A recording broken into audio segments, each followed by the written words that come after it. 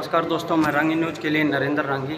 आज ward number 2 से जिला परिषद के वार्ड नंबर 2 से जो शैलेंद्र धनाना है, शैलेंद्र उर्फ सेठी, जिसने धनाना वार्ड नंबर 2 से अपना नामांकन दाखिल किया है, तो सेठी ने हमें बताया, शैलेंद्र ने हमें बताया है कि उसके साथ संपूर्ण गांव का, धनाना की जो तीनों पंचायतें हैं, उसने पूर्ण रूप से शैलेंद्र भाई का समर्थन कर दिया है।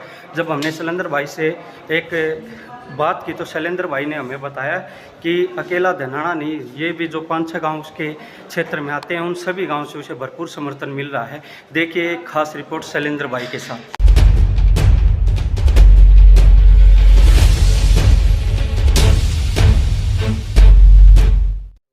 नमस्कार जी।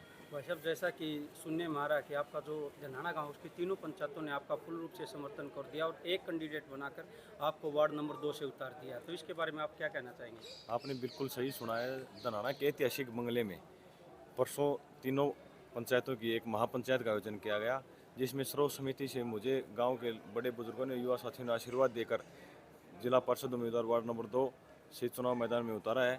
और मैं तो सदा इस पूरे धनाना गांव का ऋणी रहूँगा जो मुझ पर अपना आशीर्वाद और भरोसा जताया है। तो जो आपका जो प्रचार करने का माध्यम है, जो तरीका है, तो गांव वाले कितना सपोर्ट आप लोगों को कर रही है? एक सेठी धनाना चुनाव नहीं लड़ रहा, पूरा धनाना गांव चुनाव लड़ रहा है। मेरे बड़े बुजुर्ग मुझसे भी ज़्यादा जोश से चुनाव प्रचार में जुटे हुए हैं। आज मैं यहाँ नॉमिनेशन करने आया हुआ हूँ तो बड़े बुजुर्गों की टीम अपने आप खुद से बिना किसी कहीं दूसरे गांव में प्रचार कर रही है। ये आपको दर्शाता है कितना जोश बड़े बुजुर्गों में और युवा साथियों में है। और रही बात जोश की और साथ की, धनाना गांव ने पिछली बार भी सेठ लक्ष्मी नारायण के पुत्र बुद्धू को आशीर्वाद देकर जिला पार्षद बनाया था और आज मुझे आशीर्वाद दिया है। ये एक जनादेश देने का संदेश पूरे धनाना गांव ने दिया है। तो आपके जो वार्ड नंबर 2, उसमें कौन कौन से गाँव आते हैं? मेरे वार्ड नंबर 2 में धनाना, तालू, जताई, मुंडाल कला, मुंडाल खुर्द और बड़ेसरा गांव आता है। तो अगर जनता वार्ड नंबर 2 से आपको चुनती तो सबसे पहले आपकी फर्स्ट प्रायोरिटी क्या होगी वार्ड के लिए?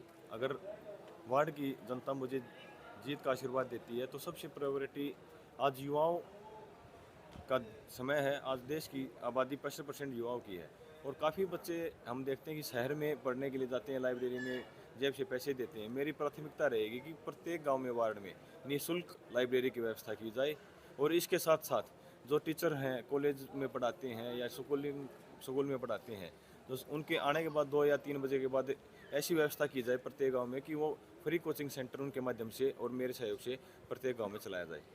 आपने छात्र, जो आपका स्टूडेंट लाइफ है, उससे आपने राजनीति की शुरुआत की थी। जी आप CVLU में छात्र नेता भी हैं। जी जी। तो अब आप लोग आगे बढ़कर ये जो आपका कार्य है, छात्र राजनीति से आप उभरे हैं, तो कितना कुछ आप इसको किस मकसद से और किस आगे की राजनीति के रूप में देख रहे हैं? छात्र राजनीति में मेरा लंबा अनुभव रहा है पिछले 8-10 साल से। और एक बात मैं आपको क्लियर कर देता हूँ, मेरी पहचान हमेशा छात्र राजनीति ही रहेगी।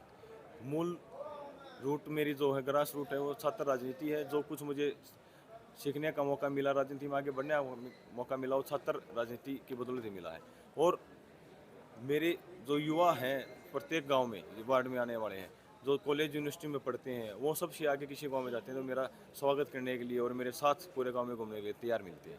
तो आप वार्ड नंबर 2 से कोई अपील करना चाहते हैं? मैं वार्ड नंबर 2 के सभी बड़े बुजुर्गों, माताओं, बहनों व युवा साथियों से हाथ जोड़कर अपील करता हूं कि आप अपने बेटे को जीत रूपी आशीर्वाद दें, मत रूपी आशीर्वाद देकर वार्ड नंबर 2 से विजयी बनाने का काम करें। और एक उम्मीद और भरोसा मैं वार्ड नंबर 2 के लोगों से करता हूं कि आप जिस उम्मीद से मुझे वोट दोगे, जिस उम्मीद से मुझे आशीर्वाद दोगे, उस उम्मीद और आशीर्वाद पर खरा उतरने का काम करूँगा।